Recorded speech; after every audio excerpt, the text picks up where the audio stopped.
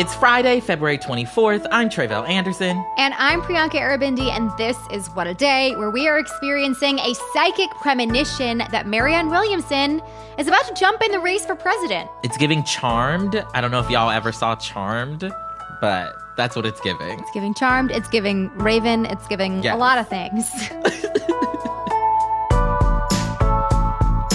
On today's show, Transportation Secretary Pete Buttigieg visited the site of the Ohio train derailment. Plus, Rihanna is gearing up for another big TV performance. But first, today marks the one-year anniversary of Russia's invasion into Ukraine. It is really just wild to think about how much the world has changed and has suffered in just 1 year because of this war. I will never forget the night the invasion started. We'd been discussing the possibility of it happening for quite some time. We actually finished recording our show for the night. I was heading to bed, but we got word that the invasion had started. So we scrapped whatever we had done before and we re-recorded the show. It was me, Gideon. Yeah, I'll never forget it. It was really surreal. Yeah, I remember being at home, minding my little business, and then getting the news alerts, right? That it had happened, was happening. Definitely a really interesting moment, to say the least. It's one I feel like we all remember where you were, what you were doing when it happened. Absolutely. And so as we were putting together today's show, we went into the archives to revisit that night. Take a listen to this clip from our episode from February 24th, 2022. Things are changing really quickly. There are explosions being heard around the country in Ukraine right now, and I'm sure there will be many more new details by the time that you're hearing this, but this is the latest as of now. In a televised speech early Thursday, Moscow time, Russian President Vladimir Putin announced a, quote, special military operation to protect Donbas, the Russian-backed separatist-held region in eastern Ukraine. Here is a clip of CNN's Matthew Chance, who we've spoken to multiple times, reporting live from Kyiv. Oh, I tell you what, I just heard a big bang right here behind me. I thought we shouldn't have done the live shot here. There are big explosions taking place in Kyiv right now. Just watching the news, listening to anything in those first days, just that uncertainty and that chaos, it didn't stop for a very long time. Yeah. And for many people, right, it still hasn't stopped. Definitely. I mean, so much has happened since this invasion began. A refugee crisis of massive proportion and massive scale has devastated so many people. The world's economy has faced huge consequences, and there's this crisis of energy. Many countries are rethinking where they get their energy from. But Tre'vell, now that we're in this moment, can you give us the latest news coming out of Russia and Ukraine? Yeah, so perhaps the biggest development lately is that yesterday, the United Nations General Assembly voted in favor of a resolution demanding Russia withdraw its forces from Ukraine. Though the resolution is non-binding, it was supported by 141 of the 193 members of the assembly, so that's 73% of them. The resolution calls for an immediate end to the attacks on Ukraine's critical infrastructure, and it highlights the need for Russia to be held accountable for any crimes committed during the conflict. Now, Russia hasn't too much cared about what the UN has had to say this entire past year, so I wouldn't hold your breath about what this will actually mean. But the vote did kind of show where different countries' allegiances lie, right? So you have China, Iran, India, and 29 others that abstained from the vote. And today, President Biden and other G7 leaders will be meeting virtually with Ukrainian President Volodymyr Zelensky to coordinate support efforts, especially as Putin has basically warned that the Kremlin is plotting a quote-unquote revenge attack on the anniversary of the invasion. And I'll just note kind of the energy on the ground in Ukraine. They're basically prepping for the worst. Schools across the country have been advised to switch to remote learning by the country's education minister. As we know, Russia has a history of targeting schools and other civilian gathering centers. And then specifically in the southern Ukrainian port city of Kherson, which we've talked about a lot on the show, authorities have advised residents to avoid avoid any unnecessary trips outside, and they've asked humanitarian groups to not encourage large gatherings. So they're bracing themselves for the worst. But as you know, Priyanka, throughout this past year, we've talked to a little bit of everybody about this situation: foreign policy experts, journalists, and regular people whose lives have been impacted. Looking back, what stands out to you? Yeah, there really is so much, so many unforgettable stories and things that stand out. But in the days following the initial attacks, journalist Jack Crosbie, who was on the ground in Ukraine, actually sent us a voice note. Take a listen. The past 12 hours have been sort of strange and surreal and bewildering. Sort of just walking around the city, there's a very strange sense of just like kind of lost and abandoned, just kind of trying to make plans for how the next couple of days will shape out. But I think the one thing that we learned from this conflict so far is that plans aren't going to get you too far on this, because it's still a very volatile and very changing situation. 1 year later, we got in touch with Jack again. He is back in Kyiv. He's actually gone back and forth several times since, and he has talked to several Ukrainians whose lives have been impacted by this invasion in a variety of ways. I started out by asking him to reflect on what it's been like there in Ukraine now compared to the time that he spent there before this invasion started. Something that's really profound right now is that in a lot of the country, there's been this sort of sense of normalcy that very much has been restored at certain points over the past year. The last time I was in Ukraine was in June. It was the middle of the summer, and I spent the better part of a week in Kyiv, the capital, and things were shockingly normal. I got a haircut at a place down the street from my apartment. I was going out with friends to bars every night. There was this nightlife that had kind of reasserted itself. There were parties and raves and fashion events and concerts and everything like that were going on. But throughout all of that, kind of like this fundamental undercurrent that the war was very much still going on. The concerts would often be a benefit for the armed forces. The hairdresser who cut my hair was saying that like his mother was living under occupation in the Kherson region.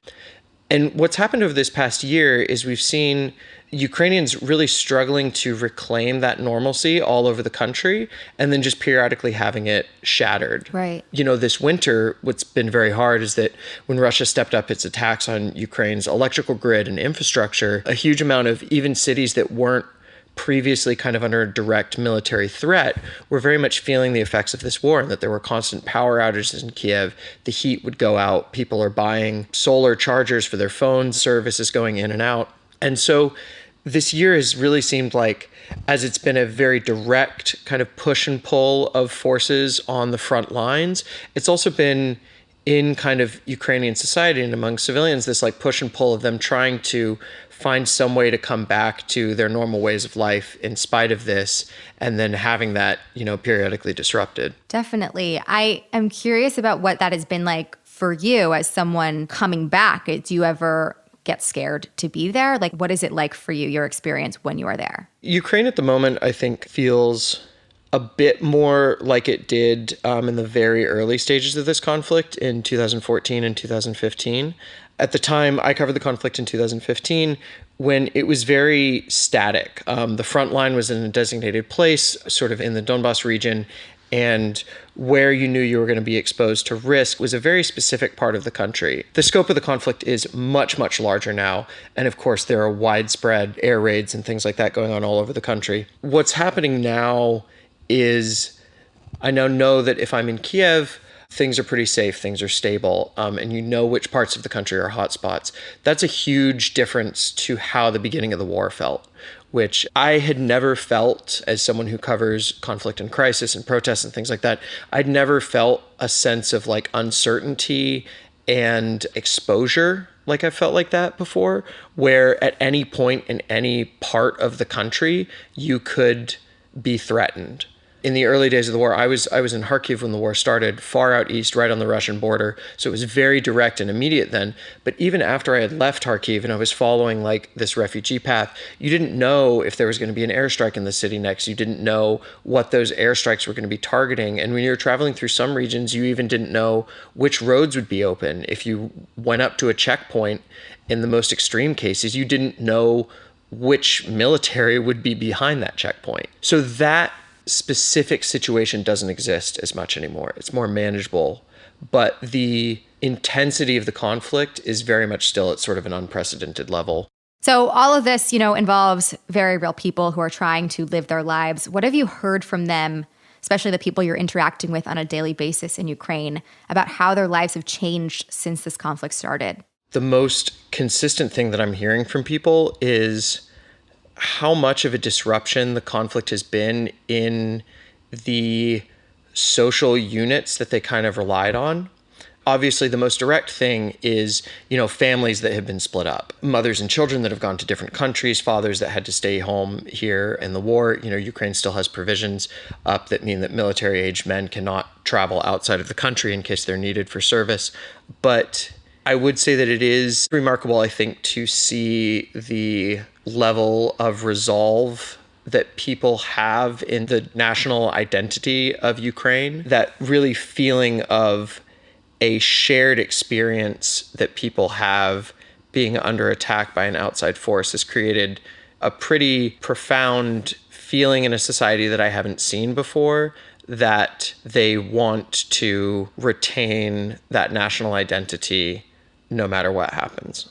That was my conversation with Rolling Stone correspondent Jack Crosbie. Tre'vell, you also had a chance to reconnect with someone else we spoke with last year. Tell us more about that. That is right. I talked to another friend of WAD, Julia Knyupa, who is originally from Cherkasy, a city in central Ukraine. We first spoke with her last year after she fled the country on the very first day of the war. And as you might imagine, her entire life has changed. I asked her to take us back to the moment she decided that she had to leave her home. Take a listen. I had a feeling that the war will happen a few months before. I had a plan that if the war will start, I will leave, because unfortunately my mental health is not allowing me to stay there. Like the very first day it happened, I panicked so much that I literally left on the very first day of the war. It took me a few days to leave the country because it was not easy and the lines on the border were very long, but I left, and my first country who hosted me was Poland, and later I moved to England when they opened the special program for Ukrainians. I hope to visit Ukraine hopefully in May, but it's still a very flexible plan, as it's still very dangerous and not safe anywhere, even in the cities which are not constantly bombed, but it's still very unpredictable. As for the future, of course, I see myself with Ukraine, in Ukraine, because, I have other life circumstances. I want to continue my education. I met a guy here. I don't know how we decide with our future. So you mentioned that yourself, so many of your friends have been displaced because of the war. Are you still in touch with people who are still in Ukraine or who have gone through this experience with you? Yes, of course. I keep in touch with all my friends. The war didn't change anything. We still meet just online. Unfortunately, we already experienced COVID isolation time, so we used to talk to each other online, so it was kind of a preparation. A few of my friends are still in my native city. My very best friend cannot leave, or don't want to leave, because she doesn't want to leave her husband. They just married literally a few days before the war, and she said, I will not leave him. I totally understand this. And as a human being, we are very adjustable and adaptive. And a lot of them have such a high level of resilience nowadays that they can literally work and live their usual lives during the air alarms. But of course, some of them shared that it's really difficult to work when you don't have electricity or internet. What message do you have, would you like to share about how this war has impacted your life and impacted the lives of Ukrainians that you think our audience should be aware of? I would say that this huge challenge made us even more a nation. So from just a population, we become a real nation. This war united us even more.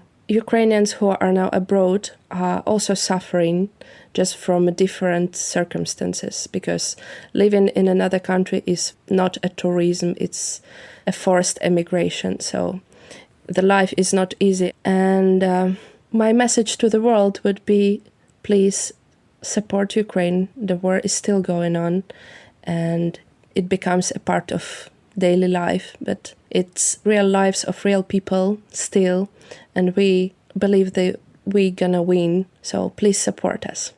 That was Julia Knyupa, a Ukrainian refugee now living in London.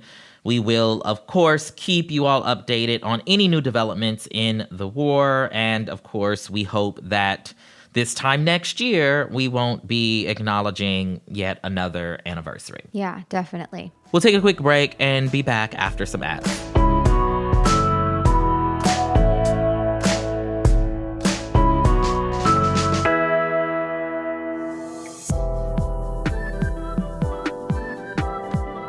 What a Day is brought to you by Sundays. Guys, I gotta say, the WAD team's dogs are the backbone of this show. They make us smile when they make appearances on our Zoom calls, no matter what the news of the day is. And they give us the strength to bring you a show every single day. So we gotta keep them happy, we gotta keep them healthy with good food. Oh yes, Sundays is air-dried dog food made from a short list of human-grade ingredients. It's 90% meat, 10% vegetables, and 0% synthetic nutrients. It even helps pups digest their food with ingredients like pumpkin and ginger and antioxidants that help fight disease. Dog parents also report noticeable health improvements in their pups, including softer fur, fresher breath, better poops, and more energy. Take it from our producer, Lita. Her pug, Maggie, loves this stuff, and we are all at peace knowing that she is getting the best quality food out there. We worked out a special deal for our dog-loving listeners. Get 35% off your first order of Sundays. Go to sundaysfordogs.com/WAD or use code WAD at checkout. That is sundaysfordogs.com/WAD. Upgrade your pup to Sundays and feel good about the food you feed your dog. Well, today is also brought to you by Rocket Money. Listen, y'all, I'm an entertainment girly, as you know, so I gotta watch lots of movies, lots of TV shows, but I can't always keep up with all these streaming services popping up all over the place. Sometimes I just need a free trial for MTV so I can catch up on Drag Race, but then I forget to cancel because, I'm booked and busy. Right, like try it for free for 30 days is enough time to completely forget about a subscription or a service, and then you end up paying for a subscription you don't use every single month. But with Rocket Money, you can change that with just a few clicks. Rocket Money, formerly known as Truebill, is a personal finance app that finds and cancels your unwanted subscriptions, monitors your spending, and helps you lower your bills all in one place. And you're not alone. 80% of people have subscriptions that they forgot about, like that streaming service that you bought just to watch one show or the free trial that you never even used. Over 3 million people have already used Rocket Money, saving the average person up to $720 a year. Do you know what I would do with $720? Listen. There are a lot of tabs open that I would do some bad things with if I had $720. Just saying. Stop throwing your money away, cancel unwanted subscriptions, and manage your expenses the easy way by going to rocketmoney.com/whataday. That's rocketmoney.com/whataday. rocketmoney.com/whataday. What a Day is brought to you by Kraft. If you're just waking up and you're taking the time to listen to this podcast, consider this bold suggestion: make some breakfast. You probably will not regret it. Breakfast is very important. Highly recommend eating it. Absolutely. And thankfully, Kraft makes so many choices to help you start your day right, and you may not even need to be completely awake to make them. Enjoy a delicious breakfast with staples like bold Maxwell House coffee, delicious Oscar Mayer bacon, that's my favorite, rich Philadelphia cream cheese on a bagel, if you're that type of girl, and easy just crack and egg scrambles. A weekday bagel. What a treat. I'm into it. You're getting me excited for breakfast tomorrow. Love it. Mornings are better because of easy hot breakfasts made with Kraft food favorites. Stock up at your favorite store. Let's get to some headlines. Headlines. Convicted rapist and former movie producer Harvey Weinstein will very likely spend the rest of his life behind bars. A Los Angeles jury sentenced him to another 16 years in prison yesterday. He was found guilty of rape and sexual assault charges late last year. This comes 3 years after a jury in New York sentenced him to 23 years in prison in another sexual assault case. The 70-year-old will have to serve his time in New York first. Meanwhile, in Chicago, R&B singer R. Kelly was sentenced to 20 years in federal prison for child sex abuse. Last year, a separate federal jury in Brooklyn gave him 30 years for racketeering and sex trafficking. But the judge in Chicago ruled he can serve all but 1 year concurrently with his previous sentence. Regardless, it doesn't seem like he's getting out. And if he does, he will be very, very, very old when that time comes. Yeah, a headline with two of the most awful people on our planet. I can't say I like any part of it. 3 people were killed in a shooting spree in Orlando, Florida on Wednesday, including a 9-year-old girl and a local TV news reporter. It unfolded as a reporter and photographer for Spectrum News 13 were reporting on a homicide that happened earlier that day. That is when sheriff's deputies said that the alleged gunman returned to the scene and opened fire, killing the reporter and critically injuring the photographer. The suspect then went into a nearby house and shot a woman and her 9-year-old daughter, who later died. Authorities say that the suspect, who is 19, is now in custody, but they have not yet established a motive. Federal investigators said Thursday there's no evidence that the crew operating the train that derailed outside of East Palestine, Ohio, did anything wrong. That's according to a preliminary report by the National Transportation Safety Board, which also noted the 3-person crew barely had any notice that something was wrong. More specifically, that the train's axle was overheating, and that they did everything they could to cool it down and alert their dispatcher with what little time they had to act. Also on Thursday, U.S. Transportation Secretary Pete Buttigieg traveled to East Palestine to see the wreckage firsthand, a day after Donald Trump showed up to the small town. Buttigieg clapped back at the former president's criticism of the government's response to the disaster, saying, quote, "One thing he could do is express support for reversing the deregulation that happened on his watch." Pete always coming with the receipts. We love to see it. Gotta love it. Yes. Despite the GOP's best efforts to make decisions for other people's bodies and their healthcare, most Americans support abortion in all or most cases. That is according to a new report from the nonpartisan Public Religion Research Institute. It found that support for abortion access has actually been steadily rising for more than a decade, long before last year's Supreme Court decision that overturned Roe v. Wade. And the study also shows that the share of hardline abortion opponents has dropped significantly since 2010. Back then, 15% of respondents said that abortion should be illegal in all cases, compared to just 7% by the end of last year. The report even found a similar trend among Republican voters. And while we're armed with that knowledge, reproductive rights advocates are bracing for an upcoming federal court decision out of Texas. A Trump-appointed judge there is expected to rule as early as today over whether to overturn the FDA's approval of the drug mifepristone, which is used in about half of all abortions in the U.S. Nothing scares the straights quite like a Lady Gaga lip sync and a stunt-proof wig. The Republican-led Tennessee House passed a bill yesterday that would prohibit drag shows from public property, limiting performances to age-restricted venues. Additionally, the bill would classify, quote, male and female impersonators as adult-oriented performances that are harmful to children, which would be restricted under the state's existing obscenity laws. Representative Chris Todd, the bill's sponsor, filed the bill after protesting a public pride drag performance where he called the family-friendly show child abuse before admitting he had no idea what the show entailed. Oh. Of course he doesn't know, because none of them know anything. The current version of the bill will now make a second pass through the state Senate, where it is likely to pass, because they all hate us, before heading to Governor Bill Lee's desk. If signed into law, it remains unclear how the bill will be enforced, but it could leave drag performers and venues even more vulnerable to difficult legal challenges. Yeah, it would be very cool if Republicans wanted to legislate or do anything that would actually help anyone instead of doing this. But here we are. Great. I feel like it is par for the course at this point. Right. Rihanna will not be stopping the music after all, as it was confirmed yesterday that the singer will be performing her original song from Black Panther, Wakanda Forever, at the 95th Academy Awards in March. Rihanna is one of 7 Black women nominated for Oscars this year, 6 of whom are nominated for their work on Wakanda Forever. Her song, Lift Me Up, written alongside Thames, Ludwig Göransson, and Ryan Coogler, is nominated for Best Original Song alongside Lady Gaga's Hold My Hand from Top Gun Maverick and Natu Natu from Indian blockbuster RRR. I am so sorry to Rihanna. I gotta root for RRR in this case. It's been a busy month for the pop star, who announced her second pregnancy during her Super Bowl halftime performance and last week debuted photos of her family on the cover of British Vogue.